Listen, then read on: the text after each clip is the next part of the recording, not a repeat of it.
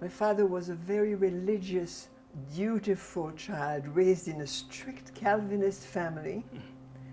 He knew his Bible. And when he saw the disaster of the First World War soldiers, whether French or German, walking through his town of Saint-Quentin with disastrous wounds, bleeding, half of the face torn off, limbs missing, the smell of rotten flesh, he decided right there at a very young age that war was not a good thing, that you wouldn't accomplish anything but fighting like that. My father was a pastor, very busy running the church. My mother was busy running a large household with boarders and roomers and 4 kids and teaching Italian. The conditions in which we lived in Saint-Noble were terrible. There was no running water in the parsonage. You had to go down to the churchyard, out on the street, in the next yard, and pump the water. It was cold water, and she had 4 kids. When we arrived in Chambon, I was only 7. We arrived in the spring of 34. I didn't know why. My parents, I was 7, didn't discuss why my father was farmed out or could find a church that would accept him, because he was not accepted by 2 or the other churches which wanted him, but the administration of the church said, he's a pacifist, you cannot have him as a minister. So he ended up as a temporary minister in a place on this wide cold plateau in this small village, and they just had to adjust. But my impression was of a sad, drab village. There was not even a flower pot on the square. I had a negative impression, I must say. A sad impression, not negative, sad. A plateau 3,000 feet high with very poor volcanic soil, and they just developed farming, very poor farming, small farms. They were pretty much self-sufficient, and they were very religious, and they had reading of the Bible in their houses.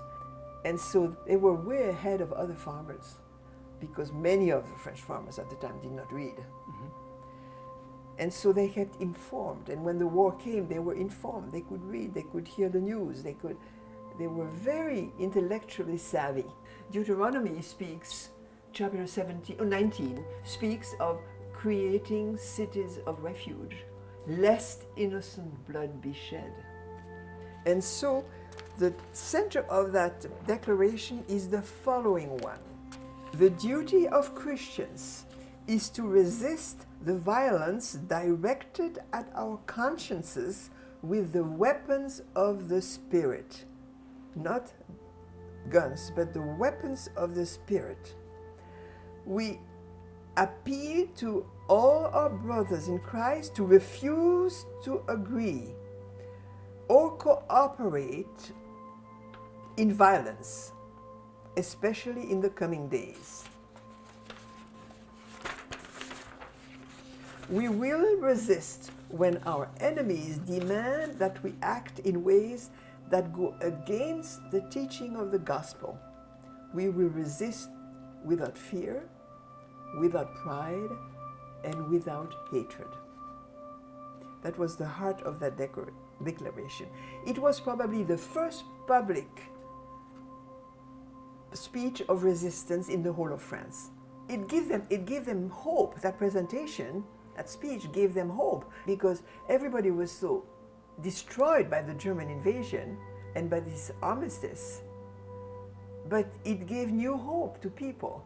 And I think that's a situation where probably, that's why my father remained a sort of a leader, a catalyst of the idea of resistance, of nonviolence. That didn't mean that he ran the show, but he knew quite a bit of activities, and he remained a catalyst and a person that people listened to.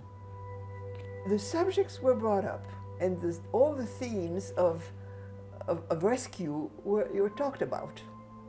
We insist to inform you that there are among us a certain number of Jews, but we don't make any difference between Jews and non-Jews. It is against our religious teaching. If our friends, whose only fault is to be born in a different religion, would receive the order to let themselves be deported or even registered, they will disobey to the orders received, and we will do our best to hide them.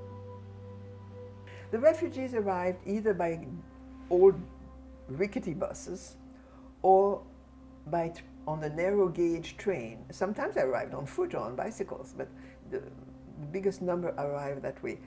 So it was a disorganized trickling in by any means that you can imagine. The Chambon was like a large campus. There was no police on location. So the Jews could circulate like they wanted. You know, they could go out, they could go to the stores, So they were like us, they were kids around. And they were kids enjoying sports, enjoying the chorus, going to school, because Monsieur Tace found scholarships for them to go to school free of charge. We never questioned the name. We never asked somebody, where are you from? Or what is your native language? And we never questioned, where are you from, or who are you Jewish? No. And during recess, we played in the snow.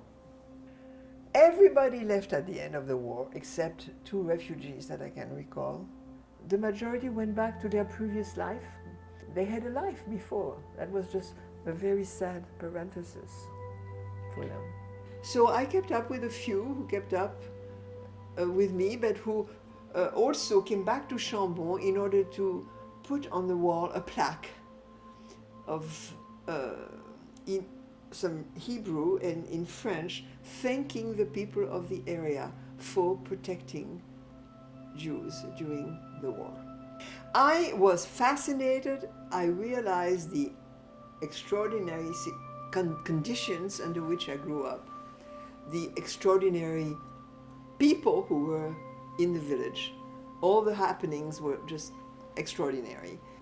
Ever since there is recorded human history, there have been Holocausts and genocides. All over the world, there have been population fighting for power and trying to eradicate other populations different from themselves. There's nothing new.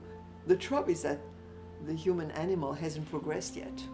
We still do it in a different way. There is no crime during war. War is crime.